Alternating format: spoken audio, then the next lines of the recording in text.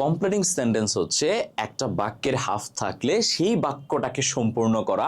কি দিয়ে সম্পূর্ণ করা? ক্লজ এবং ফ্রেজ দিয়ে সম্পূর্ণ করা।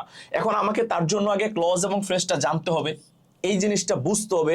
এই বেসিকটা না জানলে তো আমি সেন্টেন্সকে কি করতে পারবো না, সম্পূর্ণ করতে পারবো না। এই বেসিকটা আমাকে আইডিয়া নিতে হবে। যেমন ক্লজ মানে হচ্ছে বাক্যাংশ বা বাক্যের অংশ। আমাদের যেই বাক্যের অংশটার মধ্যে ভার্ব থাকে, সুন্দরভাবে বলছি, ভার্ব থাকে, কেউ কেউ বলে সাবজেক্ট এবং ভার্ব থাকে। কথা বুঝতে পারছি? দুইটাই থাকা যায়, বা শুধু ভার্ব থাকে আমি বললেও সেন্টেন্সটা হবে। তাহলে আমরা খেয়াল করব, বাক্যের যেই অংশটার মধ্যে সাবজেক্ট এবং ভার্ব থাকে তাকে আমরা বলি হচ্ছে ক্লজ। আবারও খেয়াল করব, তাকে আমরা বলি হচ্ছে ক্লজ, বা তাকে আমরা বলি হচ্ছে বাক্যাংশ। যেমন খেয়াল করো, I know the man who solves it. দেখো, এই যে বাক্যের এই অংশের মধ্যে একটা ভার্ব আছে নো, তার মানে এটা একটা ক্লজ। আবার দেখো, হু সলভস ইট, এই যে সলভ একটা ভার্ব, তার মানে এইটা আরেকটা ক্লজ। যখনই বাক্যের আমরা একটা অংশের মধ্যে ভার্ব পাবো, সেই অংশটাকে আমরা বলবো হচ্ছে ক্লজ। এখন ফ্রেজটা হচ্ছে বাক্যের যেই অংশে সাবজেক্ট ভার্ব থাকে না, বা সোজা কথা ভার্ব থাকে না। বাক্যের যেই অংশটাতে ভার্ব থাকে না তাকে আমরা বলি হচ্ছে ফ্রেজ।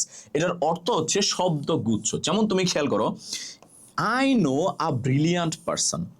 এই যে এ ব্রিলিয়ান্ট পারসন, এই অংশটার মধ্যে কোনো ভার্ব নেই। খেয়াল করবো, এ ব্রিলিয়ান্ট পারসন, এই অংশটার মধ্যে কোনো ভার্ব নেই। যেহেতু এই অংশটার মধ্যে কোনো ভার্ব নেই, এইটাকে আমরা বলি হচ্ছে ফ্রেজ, যেটার বাংলা অর্থ হচ্ছে শব্দগুচ্ছ। এখন কথা হলো, বেসিকটা আমরা শিখলাম কেন, বা বেসিকটা আমরা পড়তেছি কেন? তার কারণটা হচ্ছে ভাইয়া, আপনি যখন একটা বাক্যকে সম্পূর্ণ করতে যাবেন, আপনি সেইখানে ক্লজও ব্যবহার করতে পারবেন, আপনি সেইখানে ফ্রেজও ব্যবহার করতে পারবেন। আরো সহজ করে দেই, আপনি সেই অংশটাকে সাবজেক্ট ভার্ব ব্যবহার করেও সম্পূর্ণ করতে পারবেন, আপনি সাবজেক্ট ভার্ব ছাড়াও সম্পূর্ণ করতে পারবেন।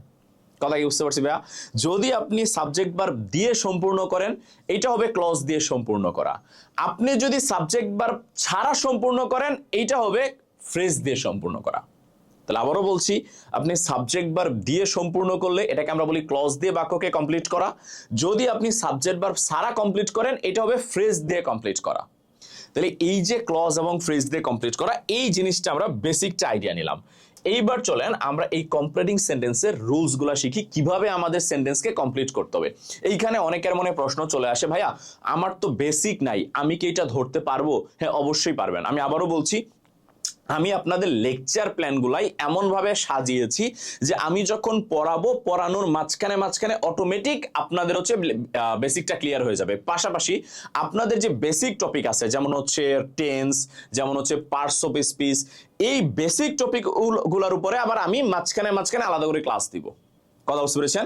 যাদের বেসিক একেবারেই নাই, তারা হচ্ছে এই ক্লাসগুলো করলে তখন তার বেসিকটা ক্রিয়েট হয়ে যাবে। এবং আপনার বেসিক না থাকলেও আমি এটুকু বলতে পারি, আপনি আমার ক্লাসগুলো দেখলে আপনার টেনশন করা লাগবে না, আপনি ধরতে পারবেন, আপনি বুঝতে পারবেন। আপনার বেসিক সেই পড়ার মাঝখানে চলে আসবে। আপনার এটা নিয়ে টেনশন করার দরকার নাই। আপনি শুধু প্যানিক করেন না যে আমার তো বেসিক নাই, আমি কি পারবো, আমি কি করতে পারবো, বা আমার দ্বারা কি সম্ভব কিনা। এই জিনিসটা নিয়ে আপনি একদম টেনশন নিয়েন না। আপনি জাস্ট ক্লাসগুলো করেন এবং রেগুলারলি করেন। কথা বুঝতে পারছি? আচ্ছা, চলেন আমরা দেখি হচ্ছে, আচ্ছা অলরেডি জন কমেন্ট করেছে বেসিকে একটু প্রবলেম আছে ভাইয়া, বেসিকে হাত দিয়েন। আচ্ছা, আমি আবারও বলছি, বেসিকে হাত আমি অটোমেটিক দিব। আমি আমার লেকচার প্ল্যান বা স্পেশাল স্লাইডগুলো এমনভাবেই সাজিয়েছি যে যেখানে বেসিকগুলো আস্তে আস্তে আসবে। যেমন এই যে ক্লজ অ্যান্ড ফ্রেজ নিয়ে যে কথা বলেছি, এই ক্লজ অ্যান্ড ফ্রেজ নিয়ে কিন্তু কমপ্লিটিং সেন্টেন্সে কেউ কথা বলে না, কারণ এটা বেসিক জিনিস।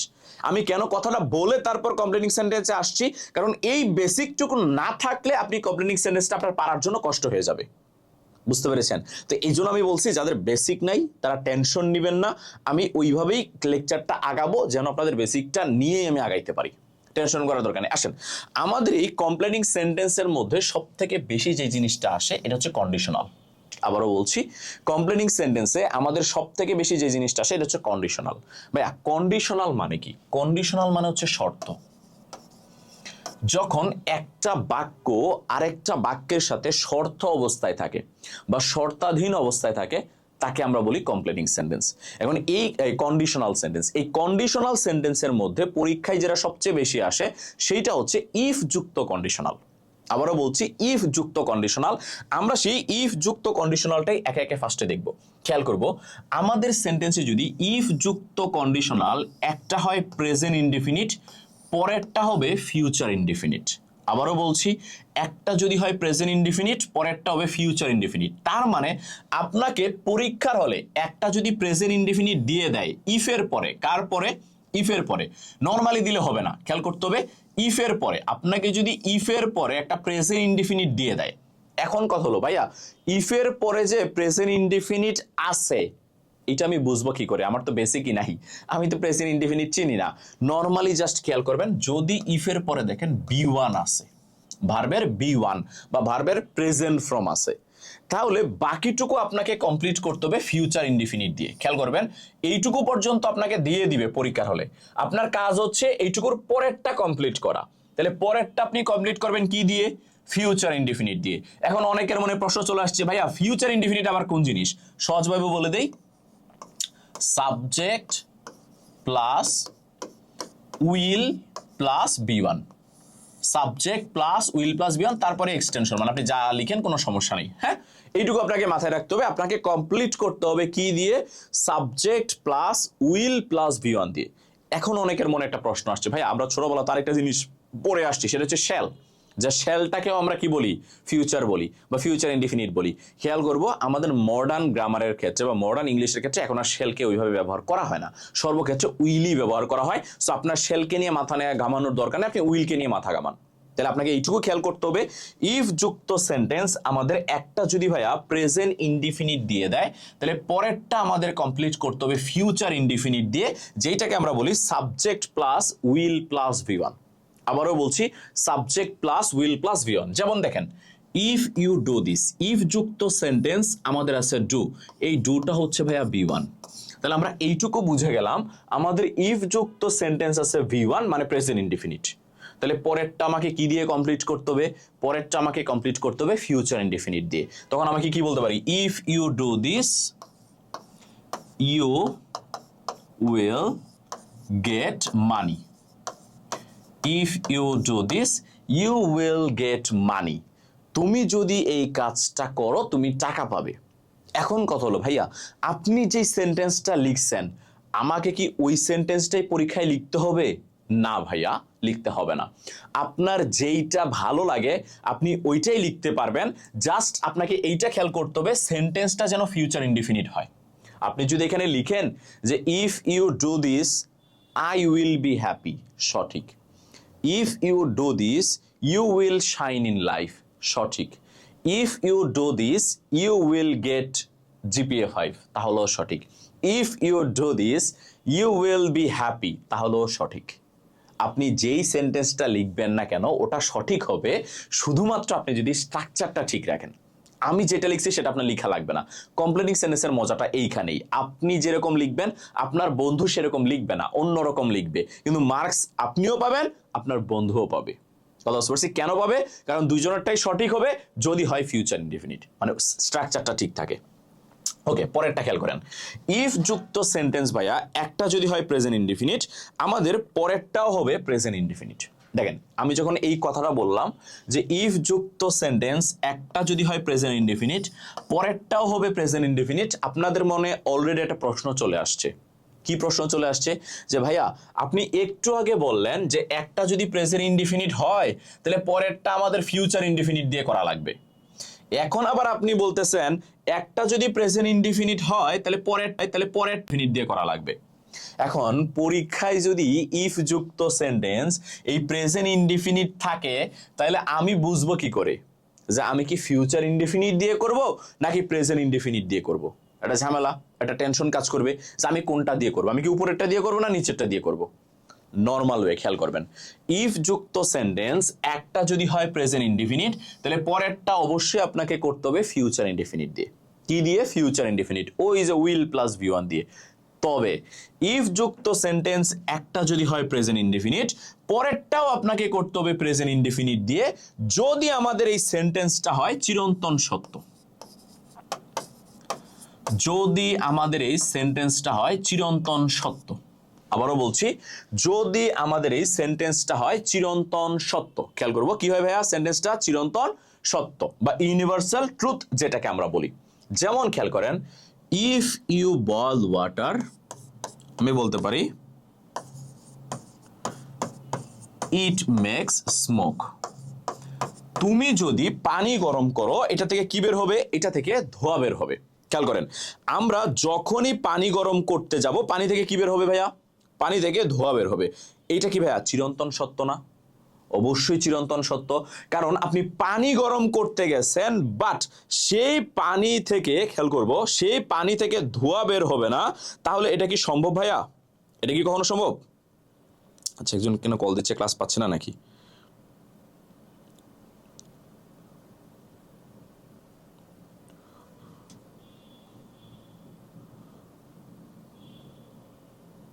ওকে, আমরা ক্লাসে মনোযোগ দেই। সরি ভাইরা, একটু ইন্টারাপশনের জন্য এক্সট্রিমলি সরি। হ্যাঁ, ওকে, খেয়াল করবো।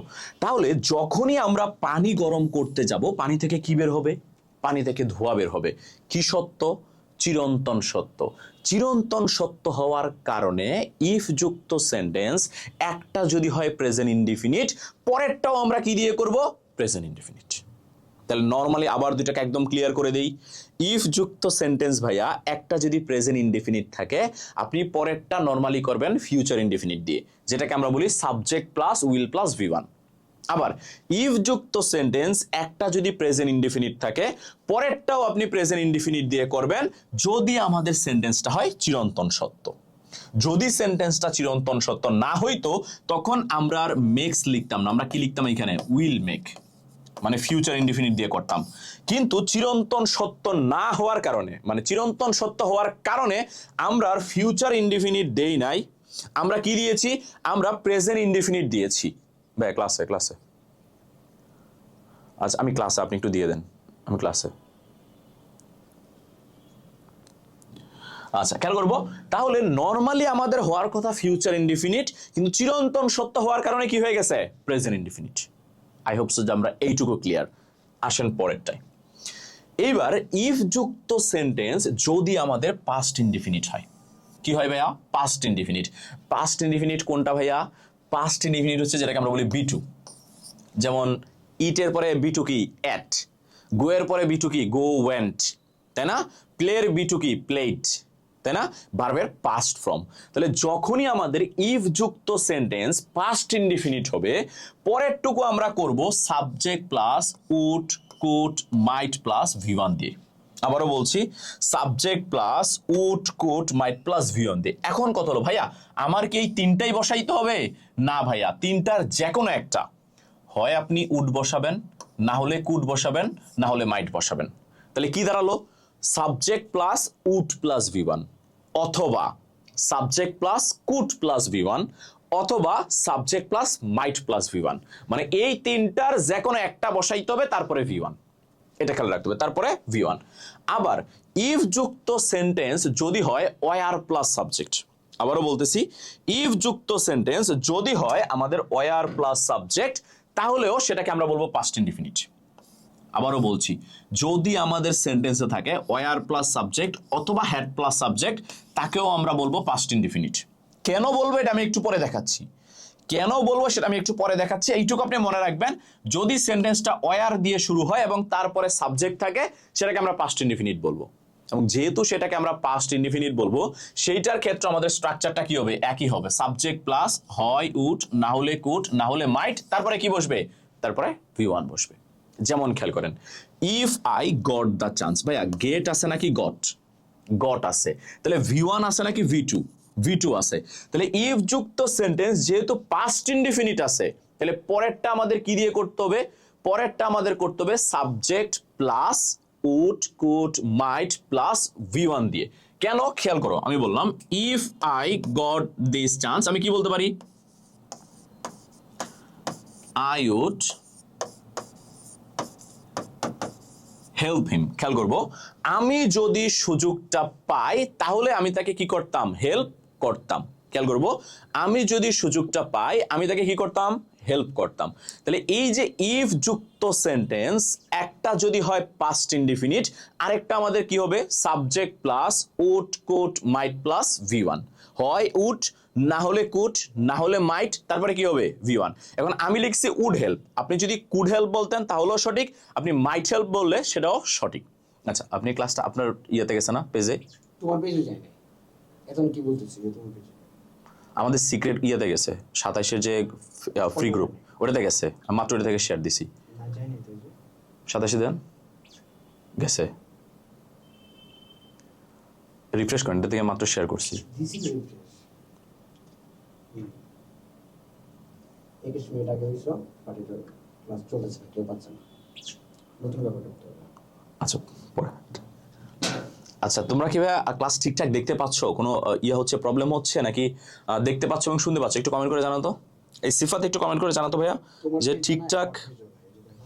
ঠিকঠাক দেখতে পাচ্ছি এবং শুনতে পাচ্ছি কিনা।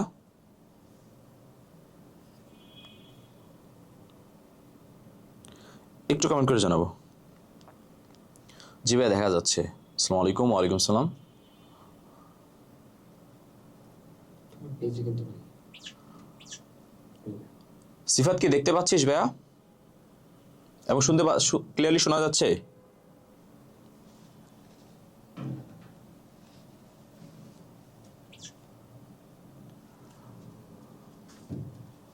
আচ্ছা দেখা যাচ্ছে। আচ্ছা তাহলে ক্লাসটা শেষ করি, তারপরে বাকিটা দেখতেছি, যেহেতু দেখা যাচ্ছে। ওকে, এদিকে খেয়াল করবো। তাহলে ইফ যুক্ত সেন্টেন্স আমাদের একটা যদি হয় ভাইয়া পাস্ট ইনডিফিনিট, আরেকটা কি হবে? আরেকটা হবে উড অথবা কুড অথবা মাইট, তারপরে বসবে আমাদের V1। ক্লাস শেষে দেখতেছি ভাই, অর্ধেক নিয়ে ফেলছি ক্লাস। খেয়াল করবো, উড কুড মাইট, তারপরে আমাদের কি হবে ভাইয়া? তারপরে হবে হচ্ছে V1। এখন আমি যদি এখানে উডের জায়গায় কুড বসাইতাম তাহলেও সঠিক হইতো, আমি যদি মাইট বসাইতাম তাহলেও সঠিক হইতো, আমি যদি কুড বসাইতাম তাহলেও সঠিক হইতো। আচ্ছা পরেরটা খেয়াল করবো, ওয়ার আই দেয়ার। এই যে দেখেন শুরু হয়েছে কি দিয়ে? ওয়ার দিয়ে, তারপরে কি আছে? তারপরে আছে সাবজেক্ট, ওয়ার প্লাস সাবজেক্ট। এখন এই যে ওয়ার প্লাস সাবজেক্ট, এইটাকেও আমরা বলি হচ্ছে পাস্ট ইনডিফিনিট। এখন এইটাকে আমরা কেন পাস্ট ইনডিফিনিট বলি? তার কারণটা হচ্ছে এই যে সেন্টেন্সটা আমি বলেছি ওয়ার প্লাস সাবজেক্ট, এই সেন্টেন্সটা অ্যাকচুয়ালি ছিল ইফ আই ওয়ার দেয়ার। খেয়াল করবো সেন্টেন্সটা কি ছিল? ইফ আই ওয়ার দেয়ার। তাহলে এই যে ইফ আই ওয়ার দেয়ার, এইটাকে আমরা ঘুরে লিখছি কি ওয়ার আই দেয়ার। মানে ব্রিটিশরা কথাটাকে সংক্ষিপ্ত করার জন্য বা কথাটাকে ছোট করার জন্য তারা এটাকে ঘুরাই লিখে, কথা বুঝতে পারছি? মানে ইফ আই ওয়ার দেয়ারকে ঘুরে তারা লিখে হচ্ছে ওয়ার আই দেয়ার। আচ্ছা কয়েকজন কমপ্লেন দিল ক্লাস পাচ্ছে না, চলতেছে তো? জি ভাই সব ঠিক আছে। ওকে ভেরি গুড, যেহেতু সব ঠিক আছে কোনো টেনশন নেই, আমরা রিল্যাক্সে ক্লাস করবো। ওকে আচ্ছা, আমরা ধরতে পারতেছি তো ভাইয়া, ঠিক আছে। আমি ওইখানে স্ক্রিনে কমেন্টটা দেখতে পাচ্ছি না, তাই বারবার ফোনে কমেন্ট দেখা লাগতেছে। আচ্ছা কোনো জায়গায় ক্লিয়ার না থাকলে অবশ্যই ভাই কমেন্টটা করবা, আমি হচ্ছে সাথে সাথে ক্লিয়ার করে দিব। আমি অবশ্যই ক্লিয়ার করে দিব। যদি কোথাও ক্লিয়ার না থাকি অবশ্যই আমরা কমেন্ট করে জানাবো, হ্যাঁ। আচ্ছা যদিও আমার কেন জানি আজকে স্ক্রিনে কিছুই দেখাচ্ছে না, মানে হচ্ছে কমেন্ট আসতেছে না, খুব পরে একটা দুইটা কমেন্ট আসতেছে, তারপরে হচ্ছে কে কে ক্লাস দেখতেছে সেটাও আসতেছে না, নর্মালি সেটা শো করে আমার স্ক্রিনে। তো এই জন্য আমাকে বারবার ফোনে দেখতে হচ্ছে, মানে কে কে আসে ক্লাসে বা কে কে দেখতে পাচ্ছে, ঠিক আছে। তো যেহেতু দেখতে পাচ্ছি আমাদের কোনো সমস্যা নেই, আমরা জাস্ট কনসেন্ট্রেশন দিয়ে ক্লাসটা করি, হ্যাঁ। ওকে খেয়াল করবো তাহলে। আচ্ছা একটু স্লো বললে ভালো হয়। আচ্ছা সম্রাট ভাইয়া স্লো বলবো, সমস্যা নেই, একটু শোনো। যেটা বললাম এই যে were I there, were plus subject, এইটাকে আমরা বলি পাস্ট ইনডিফিনিট। কেন পাস্ট ইনডিফিনিট বলি? তার কারণটা হচ্ছে এই সেন্টেন্সটা অ্যাকচুয়ালি ছিল ইফ আই ওয়ার দেয়ার। ইংরেজরা করছে কি, তাদের কথা বলতে যেন সুবিধা হয়, কথা বলতে যেন ইজি হয়, এই জন্য এই সেন্টেন্সটাকে ইফ আই ওয়ার দেয়ার না বলে তারা এটাকে বলে ওয়ার আই দেয়ার। তারা এটাকে কি বলে? তারা এটাকে বলে হচ্ছে ওয়ার আই দেয়ার। তাহলে এই যে তারা এটাকে ওয়ার আই দেয়ার বলে, এইটা কিন্তু পাস্ট ইনডিফিনিটি, জাস্ট একটু ঘুরে বলে। তারা ছিল ইফ আই ওয়ার দেয়ার, সেটাকে তারা কি বলতেছে? ওয়ার আই দেয়ার। তাহলে এইটাকে যেহেতু পাস্ট ইনডিফিনিট হিসেবে আমরা কাউন্ট করতেছি বা গণ্য করতেছি, তাহলে এটা রুলসটাও কি যাবে? পাস্ট ইনডিফিনিটের রুলসই যাবে। তাহলে পাস্ট ইনডিফিনিটের রুলসটা কি ভাইয়া? সাবজেক্ট, তারপরে হয় উড, না হলে কুড, না হলে মাইট, তারপরে V1। যেমন ওয়ার আই দেয়ার, এর মানে হচ্ছে আমি যদি ওইখানে থাকতাম, আমি ওইখানে থাকলে কি করতাম? আই উড সলভ ইট, আমি এটাকে সমাধান করতাম। আই উড সলভ ইট, আমি এটাকে কি করতাম? আমি এটাকে সমাধান করতাম। তার মানে আমি ওইখানে থাকলে এটাকে কি করতাম ভাইয়া? সমাধান করতাম।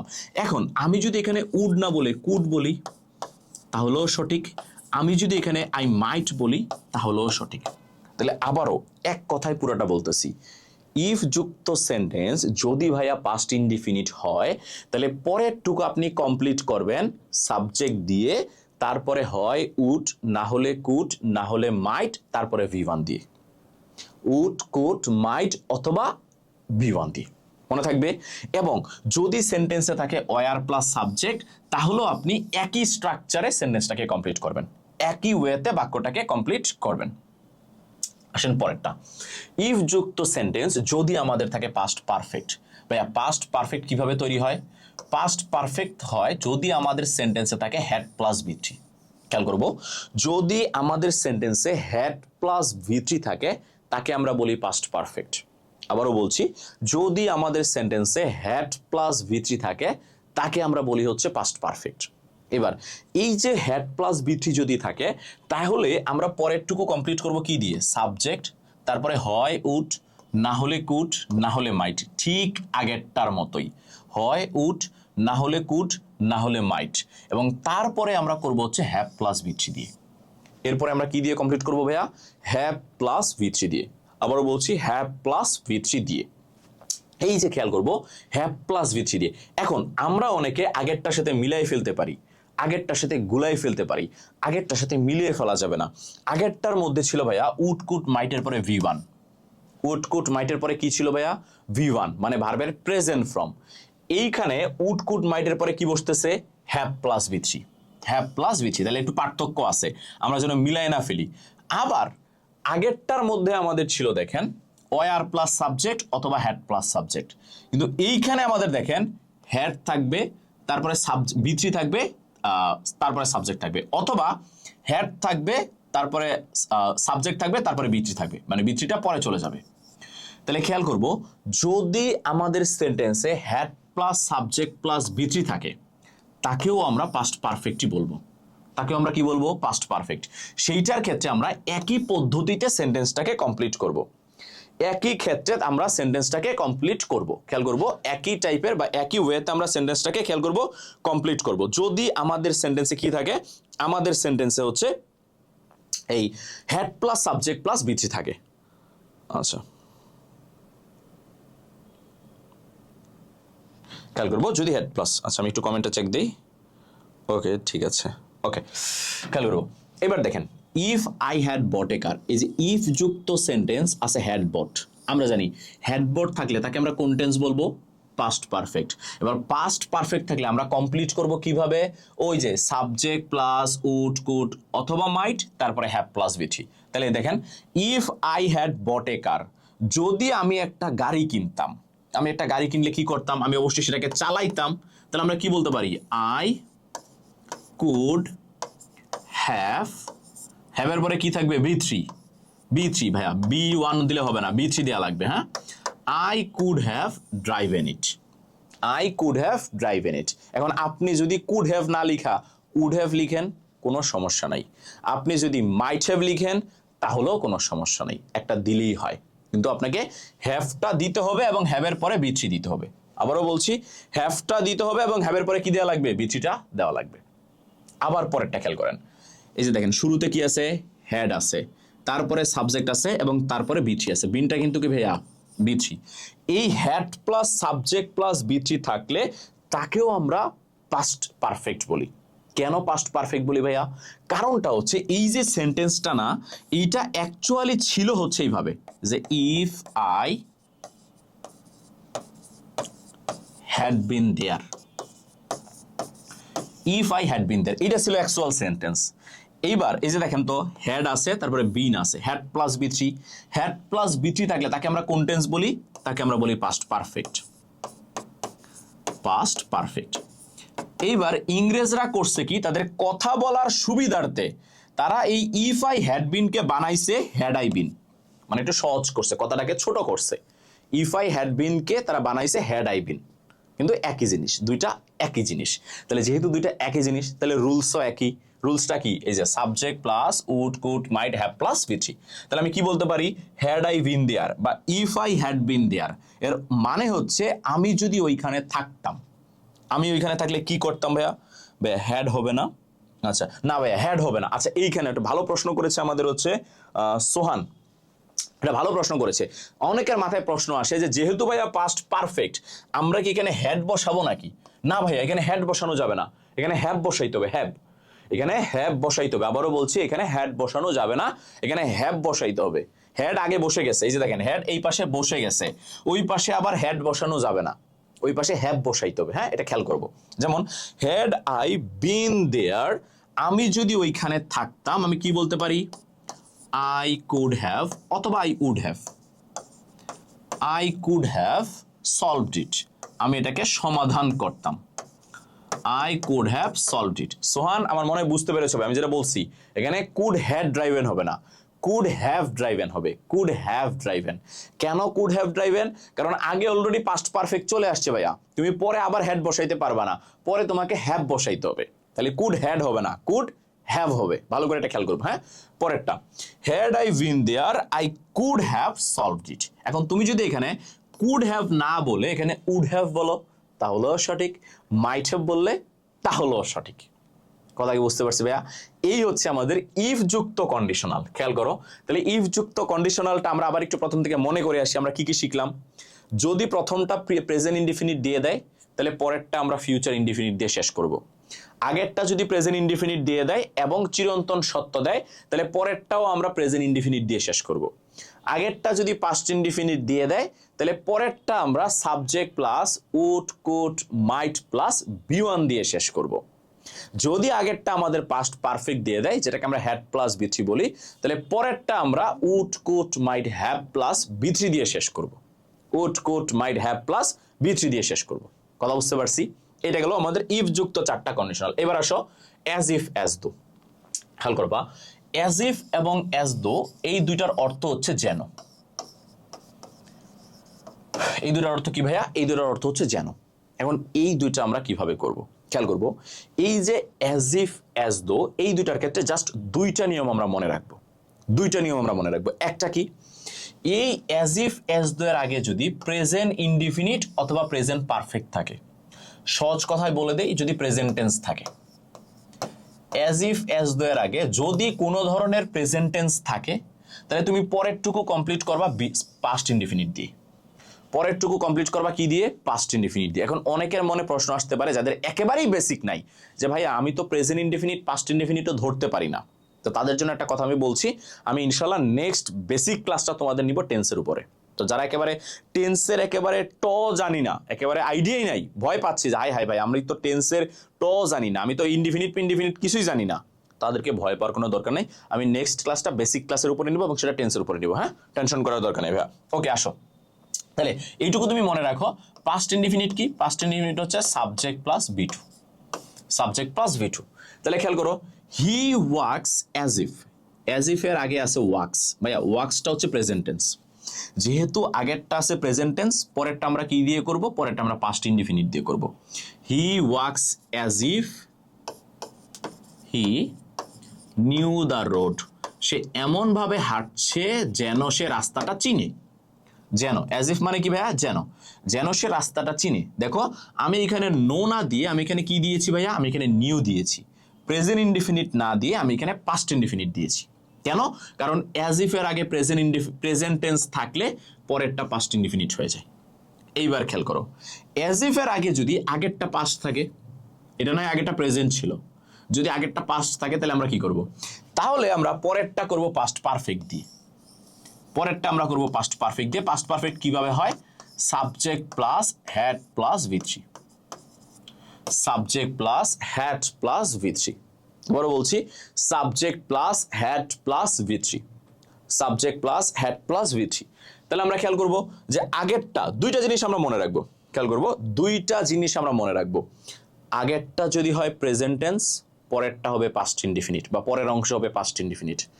আগেরটা যদি হয় পাস্ট টেন্স, তাহলে পরেরটা হয়ে যাবে পাস্ট পারফেক্ট। ইজি ওয়ে, দুইটা জিনিস মনে রাখবো আমরা, খেয়াল করব। তাহলে আগেরটা যদি হয় ভাইয়া, খেয়াল করব, আগেরটা যদি হয় ভাইয়া প্রেজেন্ট টেন্স, পরেরটা হয়ে যাবে পাস্ট ইনডিফিনিট। আগেরটা যদি হয় পাস্ট টেন্স, তাহলে পরেরটা হয়ে যাবে পাস্ট পারফেক্ট। পরেরটা হয়ে যাবে পাস্ট পারফেক্ট। যেমন দেখো, আগেরটা আছে হি টোল্ড, ভাইয়া টেল আছে নাকি টোল্ড? টোল্ড আছে না? এটার প্রেজেন্ট টেন্স কি? এটার প্রেজেন্ট টেন্স হচ্ছে টেল। এই টেলের পাস্ট টেন্স কি? টোল্ড। তাহলে দেখো তো, এস দু এর আগে প্রেজেন্ট টেন্স আছে না পাস্ট টেন্স আছে? পাস্ট টেন্স আছে। যেহেতু এস দু এর আগে পাস্ট টেন্স আছে, তাহলে আমরা পরেরটা কি দিয়ে করব? পরেরটা আমরা করব হচ্ছে পাস্ট পারফেক্ট দিয়ে। কি দিয়ে করব ভাইয়া? পাস্ট পারফেক্ট দিয়ে। তাহলে কি হবে? He told as though he had gone there। খেয়াল করবো, he had gone there, he told as though he had gone there। তাহলে এই যে দেখো, had gone যে আমি লিখেছি, এটা কি লিখছি ভাইয়া? Past perfect. কি লিখছি ভাইয়া? Past perfect. তাহলে আগেরটা ছিল পাস্ট ইনডিফিনিট, তাই পরেরটা হয়ে গেছে কি? Past perfect. তাহলে সিম্পল ভাইয়া, দুইটা জিনিস তুমি একবারে শুনে নাও, কিভাবে মনে রাখবা। যদি অ্যাজ ইফ অ্যাজ দো এর আগে প্রেজেন্ট টেন্স দেয়, তাহলে পরেরটা তোমরা করবা পাস্ট ইনডিফিনিট দিয়ে। আগেরটা যদি পাস্ট টেন্স দেয়, তাহলে পরেরটা তোমরা করবা পাস্ট পারফেক্ট দিয়ে। তাহলে আগেরটা প্রেজেন্ট টেন্স, তো পরেরটা পাস্ট ইনডিফিনিট। আগেরটা পাস্ট টেন্স, তো পরেরটা পাস্ট পারফেক্ট। একেবারে এক লাইনে সহজ করে বলে দিলাম। ওকে, আসো তারপরে আসো আমাদের আনলেস দিয়ে যদি সেন্টেন্স থাকে, খেয়াল করবা, আনলেস দিয়ে আমাদের এইটুকু দেওয়া থাকে, প্রেজেন্ট ইনডিফিনিট দেওয়া থাকে, খেয়াল করবা, বা বি1 দেওয়া থাকে। যদি আমাদের আনলেস দিয়ে প্রেজেন্ট ইনডিফিনিট দেওয়া থাকে, তাহলে পরেরটা আমাদের করতে হবে ফিউচার ইনডিফিনিট দিয়ে অথবা ফিউচার ইন্ডিকেটর দিয়ে। ভাইয়া ফিউচার ইনডিফিনিট নিয়ে একটু আগে আমি বলেছি, কি ভাইয়া? ওই যে will plus B one, will plus B one. এখন কথা হলো ভাইয়া, ফিউচার ইন্ডিকেটর কি?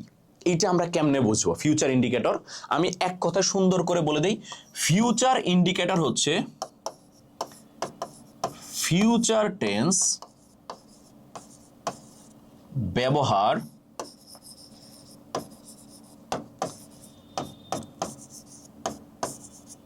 না করে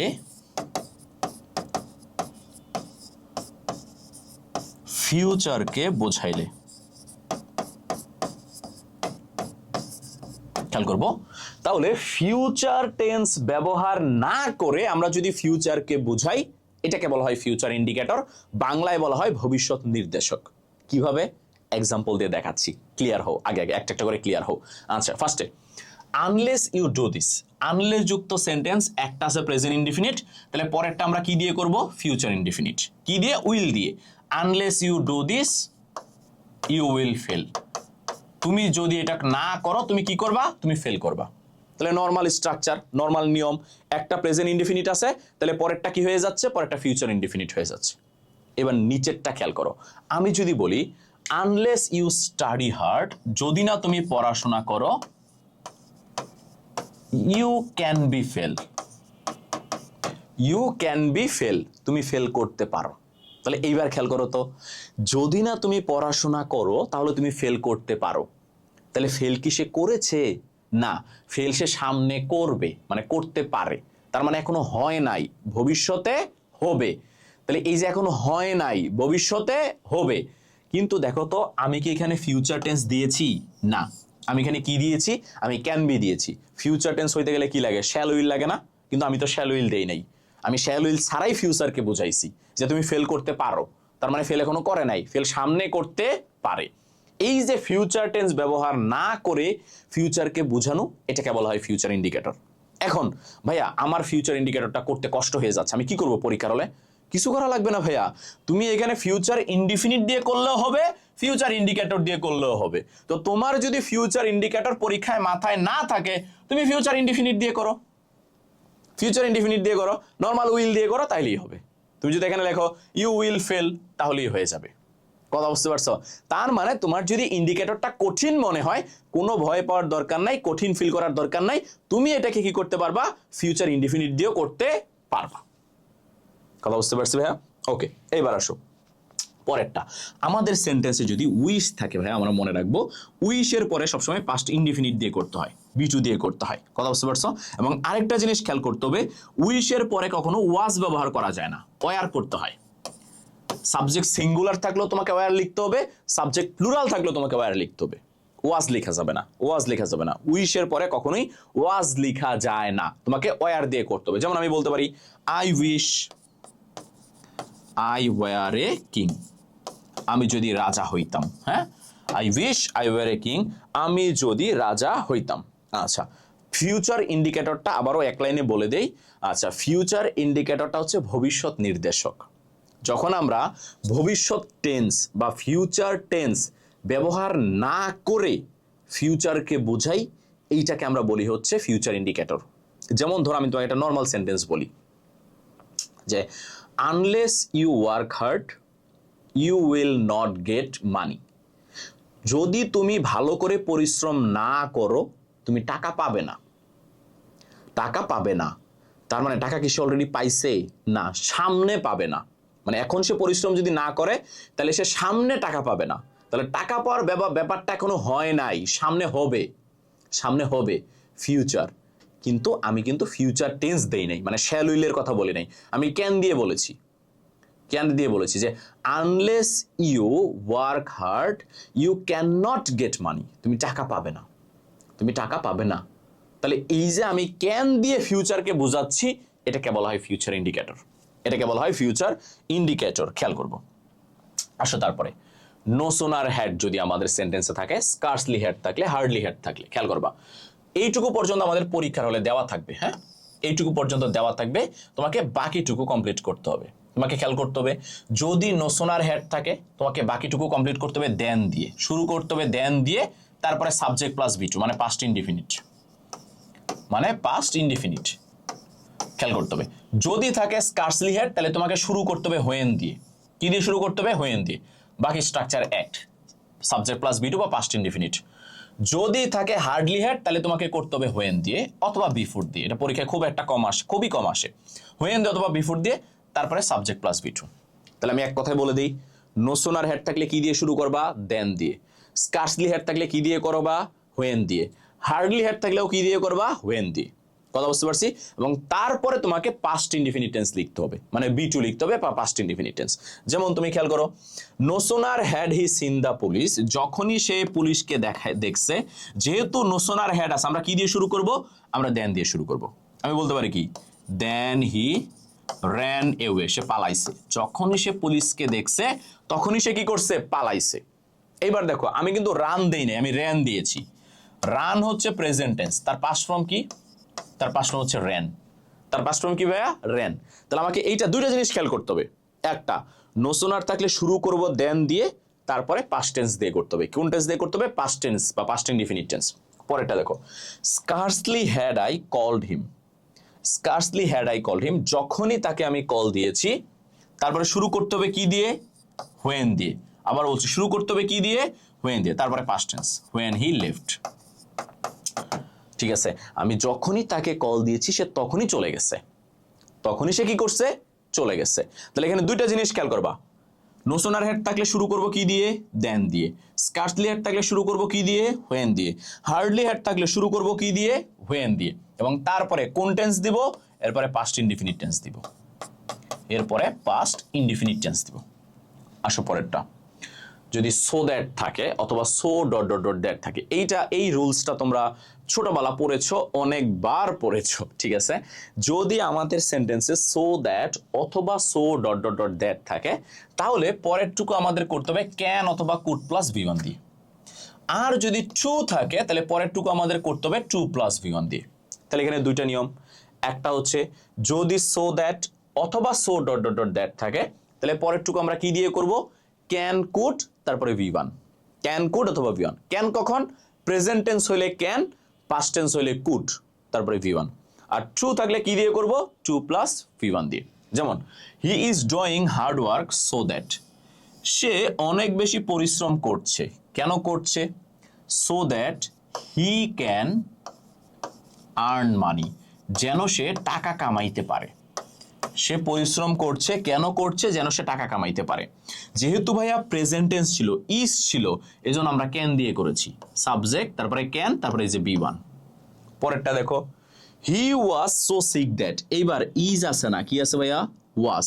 এবং এই যে আছে সো, এই যে আছে দ্যাট। সো দ্যাট একসাথেও থাকতে পারে, আবার সো দ্যাট আলাদাও থাকতে পারে। কনফিউজড হবো না, দুইটাই হয়। তাহলে he was so sick that, সে এতটাই অসুস্থ যে সে কি করতে পারে নাই?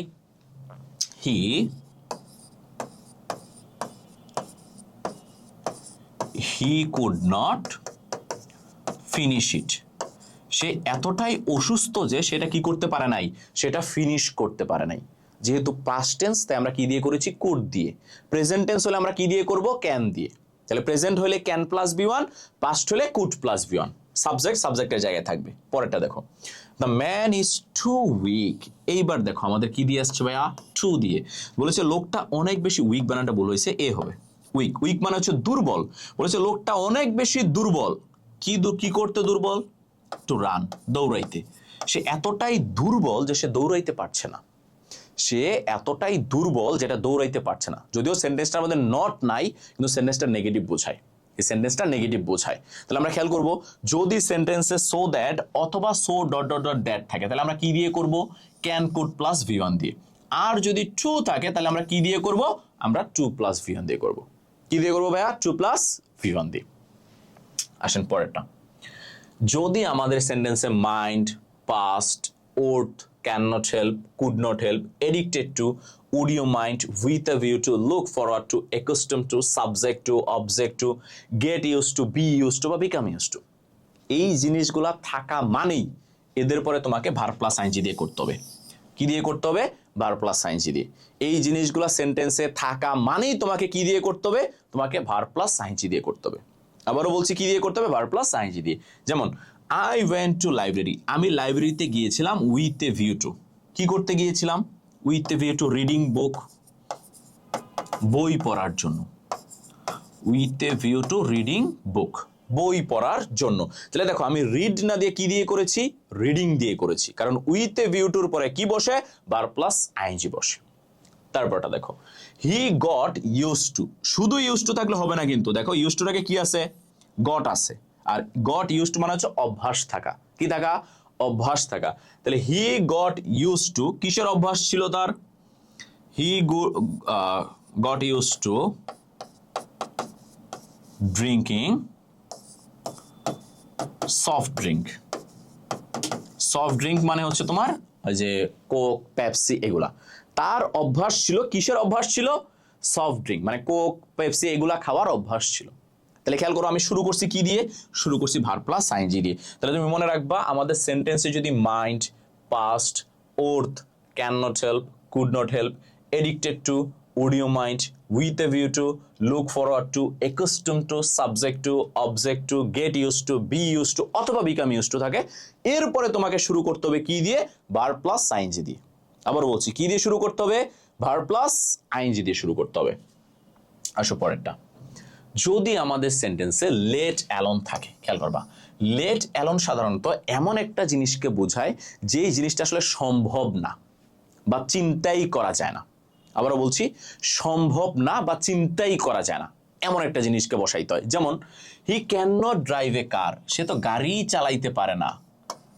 লেট অ্যালোন বাস, বাস বাস চালানো কি দূরের কথা, সে তো গাড়ি চালাইতে পারে না, কারই চালাইতে পারে না। বাস চালানো কি অসম্ভব কথা বা দূরের কথা। তার মানে লেট অ্যালোন দিয়ে আমরা এমন একটা সেন্টেন্স বসাবো যেই সেন্টেন্সটা বোঝাবে এটা সম্ভব না, অসম্ভব কিছু। তারপরে খেয়াল করো, যদি আমাদের সেন্টেন্সে ইনস্পাইট অফ, ডেসপাইট, বাট, দো, অলদো থাকে বা অর থাকে, এরা থাকলে আমাকে এমন একটা সেন্টেন্স বসাইতে হবে যে সেন্টেন্সটা বিপরীত। সোজা কথা, যে সেন্টেন্সটা বিপরীত মানে মনে রস্বীকার হয়, বিপরীত হবে। তাহলে খেয়াল করবা, আমাদের সেন্টেন্সে ইনস্পাইট অফ, ডিসপাইট, বাট, দো, অলদো থাকলেই আমরা এমন একটা সেন্টেন্স বসাবো যে সেন্টেন্সটা কি বিপরীত। যেমন ইনস্পাইট অফ বিং পুর হি হেল্পস আদার্স, সে গরিব হওয়া সত্ত্বেও সে বাকিদের কি করে? সহযোগিতা করে। এখন একটা গরিবের সাহায্য কি দেওয়ার কথা ছিল না সাহায্য নেওয়ার কথা ছিল? সাহায্য নেওয়ার কথা ছিল, কিন্তু সে কি করতেছে? সে সাহায্য নিচ্ছে না, সে বরং উল্টা সাহায্য দিচ্ছে, উল্টা সাহায্য দিচ্ছে, বিপরীত। আবার দেখো, though he is rich he is dishonest. যদিও সে ধনী সে অসৎ। যেহেতু সে ধনী আমরা এক্সপেক্ট করেছিলাম যে সে হয়তো সৎ ব্যক্তি হবে বা ভালো ব্যক্তি হবে, কিন্তু সে ভালো না, সে কি? অসৎ। যদিও সে ধনী কিন্তু সে কি? অসৎ। আবার আই লাইক হিম, আমি তাকে পছন্দ করি, বাট, যেহেতু বাট আছে তার মানে আমাকে বিপরীত লিখতে হবে, মানে প্রথমটা ভালো থাকলে পরেরটা খারাপ, প্রথমটা খারাপ থাকলে পরেরটা ভালো, সোজা কথা উল্টা লিখতে হবে। প্রথম অংশ যদি ভালো বলে পরের অংশ তুমি খারাপ লিখবা, প্রথম অংশ যদি খারাপ বলে পরের অংশ তুমি ভালো লিখবা। যেমন I like him but he is thief, আমি তাকে পছন্দ করি কিন্তু সে একটা চোর, কিন্তু সে একটা কি? চোর। তাহলে এই যে আগের অংশে বলেছি ভালোটা, পরের অংশে বলেছি কি? খারাপটা। এখন আগের অংশে যদি থাকতো খারাপটা, তাহলে আমরা পরের অংশে বলতাম ভালোটা, মানে বিপরীত বলতাম, সোজা কথা। ভালো থাকলে খারাপ বলবো, খারাপ থাকলে ভালো বলবো, বিপরীতটাকে বলবো। আসেন পরেরটা, যদি আমাদের সেন্টেন্সে বিকজ, সিন্স, এস থাকে, এই তিনটা জিনিসই কাকে বোঝায়? তিনটা জিনিসই কারণকে বোঝায়। যেহেতু তিনটা জিনিসই কারণকে বোঝায়, তার মানে এরা থাকলে আমরা এমন একটা সেন্টেন্সকে বসাবো যেটা কারণ বোঝাবে। যেমন the water was very salty, পানিটা অনেক বেশি যেহেতু পানিটা অনেক বেশি লবণাক্ত ছিল, পিপল couldn't drink it, মানুষ এটা কি করতে পারে নাই? পান করতে পারে নাই। এখন এই যে মানুষ যে পান করতে পারে নাই তার কারণটা কি? কারণটা ছিল পানিটা হচ্ছে লবণাক্ত, পানিটা সল্টি, সল্টি মানে হচ্ছে লবণাক্ত। তাহলে এই যে মানুষ পানি পান করতে পারে নাই তার কারণ কি? কারণ হচ্ছে পানিটা লবণাক্ত। আবার দেখো, as is it is hospital, যেহেতু এটা একটা হসপিটাল, এন্ড হসপিটাল হওয়ার কারণ এখানে কি হবে? many patients are present here, অনেক রোগী এখানে উপস্থিত। আমরা জানি হাসপাতালে কি থাকবে? রোগী তো থাকবে, তাই না? তাহলে এই যে এখানে অনেক রোগী যে উপস্থিত, তার কারণটা কি? তার কারণটা হচ্ছে এটা একটা হসপিটাল, এটা একটা হসপিটাল। তাহলে অনেক রোগী থাকার কারণটা কি? কারণটা হচ্ছে এটা একটা হসপিটাল। কথা বুঝতে পারছো? তারপরে দেখো, যদি আমাদের সেন্টেন্সে প্রোভাইডেড বা প্রোভাইডেড দ্যাট থাকে, এরপরে যদি আমাদের ফিউচার ইনডিফিনিট থাকে তাহলে আমরা প্রেজেন্ট ইনডিফিনিট দিয়ে করব, আর যদি প্রেজেন্ট ইনডিফিনিট থাকে তাহলে আমরা ফিউচার ইনডিফিনিট দিয়ে করব, মানে অল্টার। যদি তারা ফিউচার দেয় আমরা প্রেজেন্ট দিয়ে করব, যদি তারা প্রেজেন্ট দেয় তাহলে আমরা ফিউচার দিয়ে করব। কথা শুনেছো? আবারও বলছি, ফিউচার দিলে প্রেজেন্ট দিয়ে করব, প্রেজেন্ট থাকলে ফিউচার দিয়ে করব। যেমন I will travel to Dhaka provided that আচ্ছা দেখো, উইল ট্রাভেল, আবার খেয়াল করো, উইল ট্রাভেল ফিউচার ইনডিফিনিট আছে, যেহেতু একটা ফিউচার ইনডিফিনিট আছে, পরেরটা আমরা কি দিব? পরেরটা আমরা হচ্ছে প্রেজেন্ট ইনডিফিনিট দিয়ে করব, ঠিক আছে? I will travel Dhaka provided that I know the place, আমি জায়গাটা চিনি। তাহলে আবারও খেয়াল করবো, প্রোভাইডেড দ্যাট থাকলে একটা প্রেজেন্ট ইনডিফিনিট থাকলে পরেরটা ফিউচার ইনডিফিনিট দিয়ে করব, একটা ফিউচার ইনডিফিনিট থাকলে পরেরটা প্রেজেন্ট ইনডিফিনিট দিয়ে করব। আসেন পরেরটা, যদি আমাদের থাকে ইনস্টেড অফ অথবা ইন লিউ অফ, এই দুটার অর্থ কি ভাইয়া?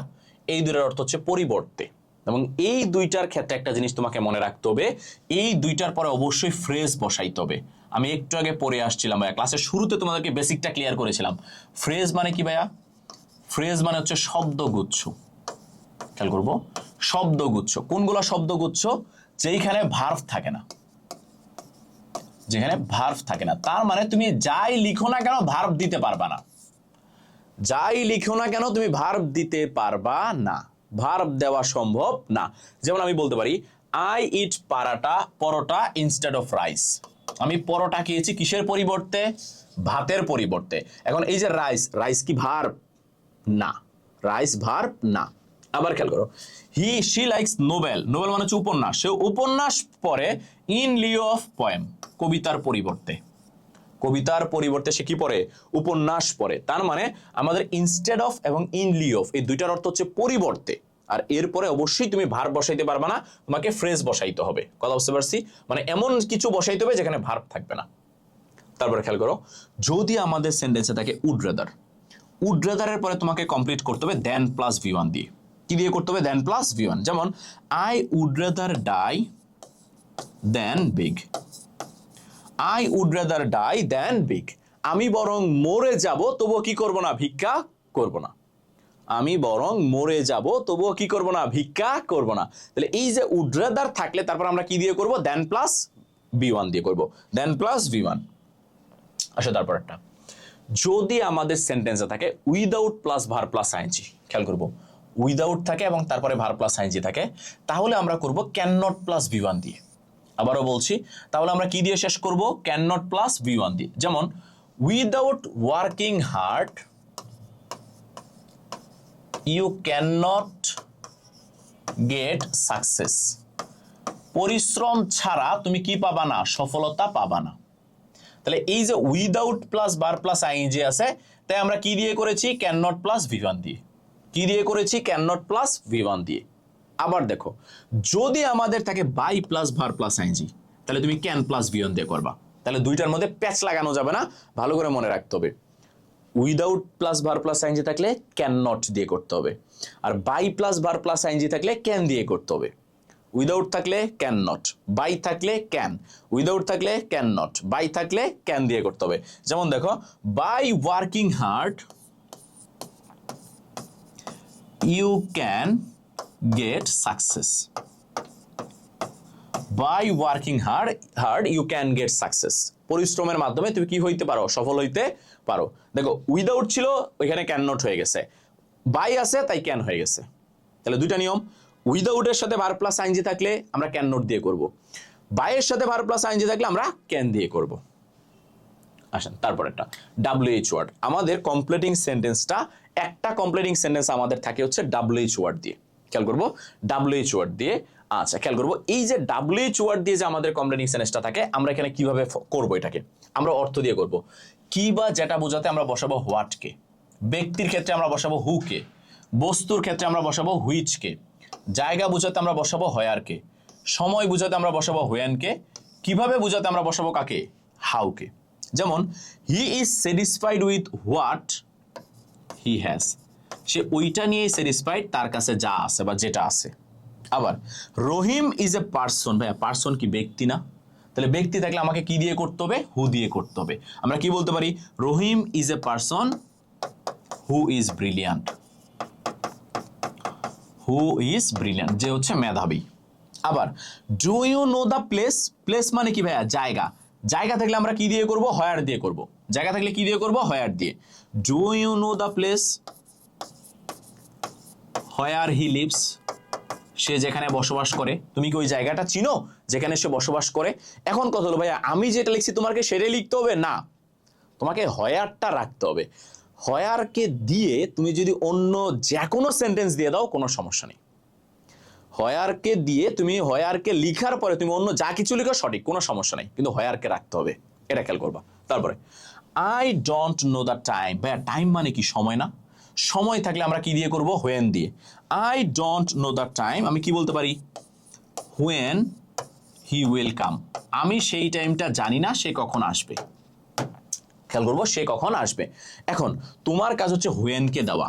হোয়েনকে দেওয়ার পরে তোমার যেই সেন্টেন্স ভালো লাগে লিখে দিও, যেই সেন্টেন্স ভালো লাগে। আমি যেটা লিখছি সেটা লিখতে হবে না, তুমি অন্যটাও লিখো, কোনো সমস্যা নেই। কথা বলছি, তুমি লিখতে পারো when the class will start, আমি জানি না কখন ক্লাসটা শুরু হবে। আবার দেখো, I understand how he did it, আমি বুঝতে পেরেছি সে কিভাবে এটা করেছে। হাউ মানে কি? কিভাবে। যদি WH ওয়ার্ড দিয়ে দেয়, এরকম হোয়াট দিয়ে দেয়, হাউ দিয়ে দেয়, তোমার তার কোনো কিছু করার নাই, তুমি পরেরটুকু সম্পূর্ণ করবা বাক্যের সাথে মিলাইয়া। আর যদি না দিয়ে দেয়, তাহলে তুমি মিলাইয়া করবা। যেমন কিভাবে থাকলে হাউ হবে, বস্তুর ক্ষেত্রে হুইচ হবে, সময়ের ক্ষেত্রে হোয়েন হবে, ব্যক্তির ক্ষেত্রে হু হবে, হোয়ার থাকলে কি হবে?